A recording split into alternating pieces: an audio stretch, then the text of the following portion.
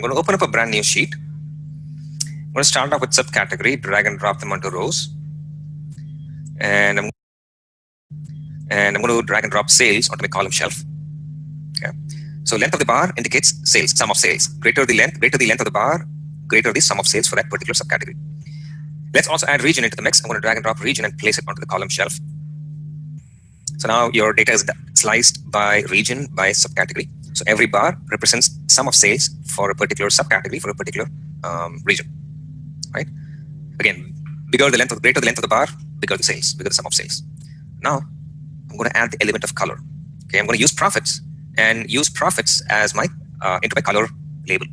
So I'm going to click on profit and I'm going to place it right onto this color shelf here. Okay, and notice what happens once I do that. So I'm going to place it right over here. Let go of my mouse. A color legend appears. Okay, it gives you a range of colors. Orange being the lowest, meaning least profitable.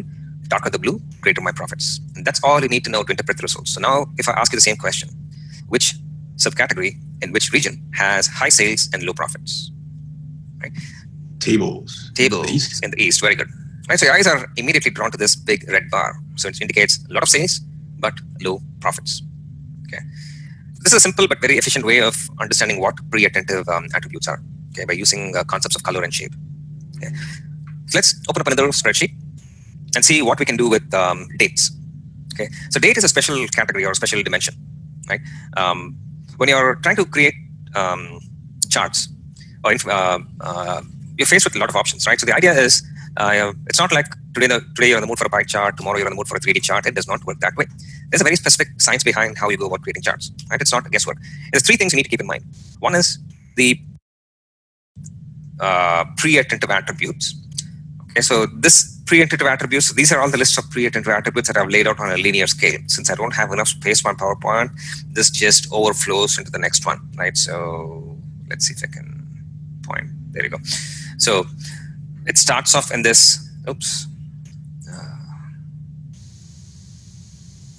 starts off in this scale and then it continues and it goes like this, right? So that's kind of what think of this as a linear scale from high to low. So pre-attentive attributes will let you choose what type of chart. When your intent is to look at more accurate comparisons, you're going to look at things like bars, candlesticks, or maybe boxes to kind of give you more accurate results. When your intent is to look at more generic or high-level overviews, then you switch to objects like areas or colors and so on. So the intent of the colors and areas is not very accurate, right? So all I need to know is this color is different than the previous color. That's all I need to know. I do not need, my intent is not try and understand how much is a dark blue darker than the light blue. That is not my intent. All I need to know is just this is something, a shade lesser than this. So generally for high level overviews, you would use the pre-attentive attributes of like area and color. For more accurate values, you would use bars and lines. You can also translate this into volume of data as well. If you're generally using large volume of data, things like volume, area will help you to view it more efficiently. So in addition to that, there's also one more thing you need to know to choose the most appropriate chart type. And it boils down to what incoming data type it is, right? So all of the data in this world can be classified into two groups, measure or a dimension. So like I said earlier, a dimension is categories, labels, attributes. So anything that falls under those categories, it's called dimensions. Measures are, like I said, first it has to be numerical value, but not all numerical values are measures, right? So if you can do a sum of something, if you can do an average of something, then it's a measure. So if you can perform numerical aggregations on a variable, then it's a measure, and if it makes sense. Dimensions are used to slice and dice your measure, right? So sales is a measure. If you can slice and dice my sales by region, by city, by category, by subcategory, by account manager, by name, these are all dimensions. So just to keep it simple, you can slice and dice your dimensions by a measure. Okay. So having said that, these are the most commonly occurring combinations of measures and dimensions. And this will help you to choose the most appropriate chart. So think about the simplest chart that we created, a bar chart. The bar chart required one dimension and one measure. That's the simplest chart that's available when you have these two options. What about dates? Is date a measure or a dimension? It's a dimension. Why? Well, because you can subcategorize it from year to quarter to month to week to day, day of the week, hour, etc. ad nauseum. Fantastic, fantastic. So we generally tend to get, yeah, go ahead, Dave.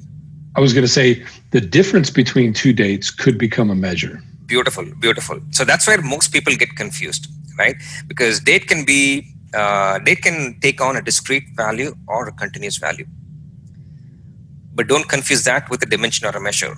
Because again, it goes back to this example of a test of a measure. If you can do a sum of dates, an average of date, it does not make any sense. Hence, it is not a measure, it has to be dimension.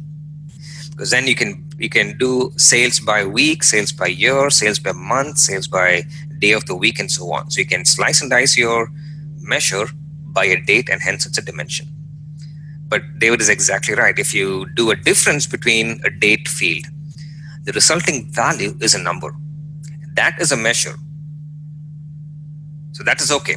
But a date field just by itself, it is a dimension no matter what. Okay. So date is a special type of a dimension.